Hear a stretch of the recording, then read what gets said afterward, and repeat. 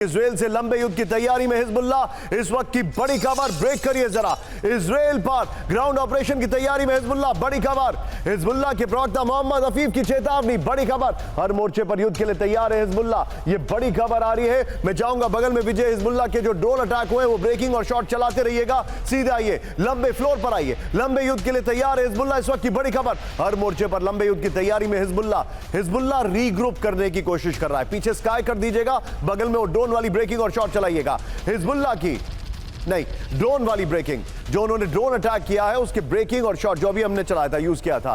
Hezbollah की फतेह 110 मिसाइलें हमले के लिए तैयार है, ये जानकारी है। हिजबुल्लाह ने हाइफा गलीली में हमले की तैयारी की है। हिजबुल्लाह के ना हथियार खत्म हुए ना लड़ाके। हिजबुल्लाह के पास सीज़फायर का कोई प्रस्ताव नहीं है, यह दावा किया जा रहा है। लेकिन इस सब के बीच में एक बार आइए कैंप 4 पर, सीधे आइए। क्या आप जानते हैं कि हिजबुल्लाह को कहां से हथियार मिल रहे हैं? क्या आपको इस बात का अंदाजा है? क्या आपको पता है कि हिजबुल्लाह को बनाने में किसने मदद की थी? सीधे इस मैप पर आ रहा हूं, मैं आपको कुछ दिखाने जा रहा हूं। यह है वो जगह, सीरिया। ईरान से हथियार आते हैं सीरिया और सीरिया से डिस्ट्रीब्यूट हो जाते हैं लेबनान में। सीरिया और सीरिया को लेकर अब हमारे जीरो करेगा, हमारे जितने भी दर्शक हैं अगले बस 5 मिनट जरा ध्यान से देखिएगा। वो डिटेलिंग के साथ खबरें आ रही हैं जो आप देखकर हैरान हो जाएंगे। सीरिया को लेकर एक एक इंफॉर्मेशन। पहला सवाल, सीधा ये बिग बॉल पर सवाल नंबर 1, क्या इजराइल अब सीरिया पर हमला करेगा? सवाल नंबर 2, दिखाइए जरा, क्या इजराइल अब सीरिया के राष्ट्रपति को टारगेट करेगा? सवाल नंबर 3, फ्लोर ब्रेकिंग आएगी इसके बाद, क्या सीरिया के राष्ट्रपति का भी हाल नसरुल्लाह वाला होगा? सवाल नंबर 4, क्या सीरिया में असद विरोधी ताकतों को मदद करेगा इजराइल? 13 साल से वहां पर हालत खराब है, असद के विरोधी जो ताकतें हैं उनको मदद करेगा? फिर बड़ा सवाल, क्या सीरिया में अब रूस वर्सेस इजराइल होगा? क्योंकि असद की मदद सीधे सीधे रूस कर रहा है। पहली बड़ी खबर, फ्लोर ब्रेकिंग सीरिया के लिहाज से एक्सक्लूसिवली इस चैनल पर। इजराइल की असद को अंतिम चेतावनी, ब्रेक करिए जरा। इजराइल ने लेबनान को वेपन सप्लाई रोकने को कहा। वेपन सप्लाई नहीं रोकने पर नसरुल्लाह की तरह मारने की वार्निंग। 1980 के दशक में ईरान का सबसे करीबी सहयोगी रहा है सीरिया। हिजबुल्लाह के गठन के वक्त भी ईरान का दिया था साथ। ये ब्रेकिंग की लाइंस नहीं है, ये इस वक्त की बड़ी खबर। सीधे फुल स्क्रीन ब्रेकिंग और शॉट दिखाइए।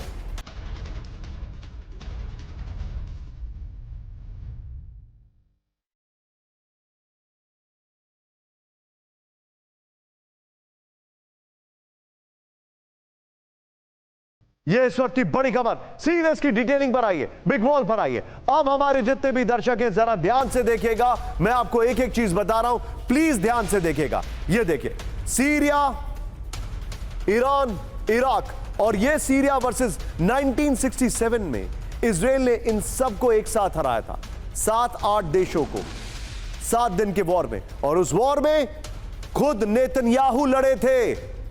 उस वॉर में नेतन्याहू के बड़े भाई हीरो बनकर निकले थे, जिनकी बाद में शहीद हो गए एनटीबी ऑपरेशन के दौरान।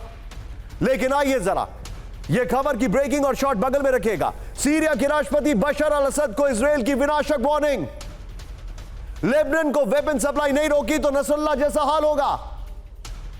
असद परिवार के साथ सीरिया 1980 दशक में ईरान का सबसे करीबी सहयोगी रहा।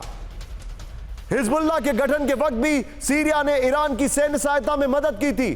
ध्यान से देखिए फैक्ट्स। अब तक की जंग में सीरिया शासन तुलनात्मक रूप से शांत रहा है। सीरिया ने ऐतिहासिक रूप से इजराइल के साथ संतुलन बना के रखा है। ईरान ने असद से कहा हिजबुल्लाह की सप्लाई लाइन खुली रहनी चाहिए। नेक्स्ट देखिए आगे, जो ईरान ने इजराइल और असद, उसके बीच भी तालमेल है। लेकिन इस सब के बीच में एक और बड़ी खबर, ब्रेक करिए, फ्लोर ब्रेकिंग, उसके बाद में तीनों ब्रेकिंग इस वॉल के साथ आऊंगा। इजरायली हमलों से खौफ में सीरिया, इस वक्त की बड़ी खबर। मिडिल ईस्ट में इजरायली हमले तुरंत रोकने की मांग। इजराइल के खिलाफ एकजुट हो दुनिया, सीरिया ने कहा। इजरायली हमलों को पश्चिम एशिया का समर्थन, सीरिया। दमिश्क में इजरायली एयर स्ट्राइक से बड़ी दहशत। इस सब के बीच में एक और बड़ी खबर, कैंप 4 पर मेरे साथ लीजिएगा विजय। फिर 3 ब्रेकिंग, 3 शॉट। इजराइल को ईरान की विनाशक चेतावनी। सीरिया में इजरायली हमलों के खिलाफ वार्निंग। सीरिया में इजराइल के विस्तारवादी रवैये पर किया आगाह। इजराइल को रोकने के लिए एक होना होगा, ईरान ने कहा। तुर्की के डिप्लोमेट से मुलाकात में ईरानी राजनायिक का दावा। यह बड़ी खबर। मैं जाऊंगा, जरा तीनों ब्रेकिंग, तीनों शॉट दिखाइए। तीनों ब्रेकिंग, तीनों शॉट।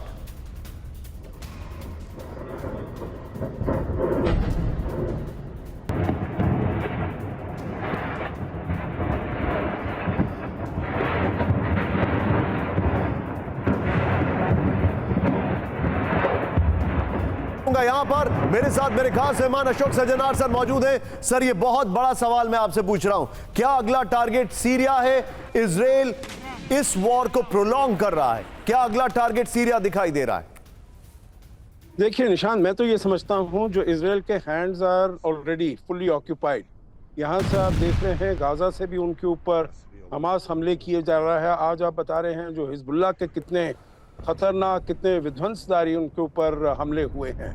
तो उसको पहले इनके साथ डील करना है, और फिर ईरान भी एक ऐसा थिएटर है जो कि ज्यादा और एक्सप्लोड कर रहा है, उसको भी उसने मैनेज करना है। तो मेरे विचार से जब तक कि प्रोवोकेशन सीरिया से, मतलब ऐसा कवर्ड या लेटेंट प्रोवोकेशन, तो मैं समझ सकता हूं जो वो आर्मामेंट्स और मिसाइल्स और ड्रोन्स वगैरह सप्लाई कर रहे हैं, पर अगर प्रोवोकेशन ओवर्ट नहीं होता है और बड़ा डायरेक्ट नहीं होता है, तो मैं समझता हूं जो अभी जो हालात अभी हैं उसमें थोड़ी सी इजराइल सीरिया के ऊपर अटैक नहीं करेगा, वो थोड़ा और वेट करेगा। जो अगर पूरी तरीके से उसका सहयोग आता है हिजबुल्लाह के लिए, तो तभी वो कुछ उसके विरुद्ध एक्शन लेगा।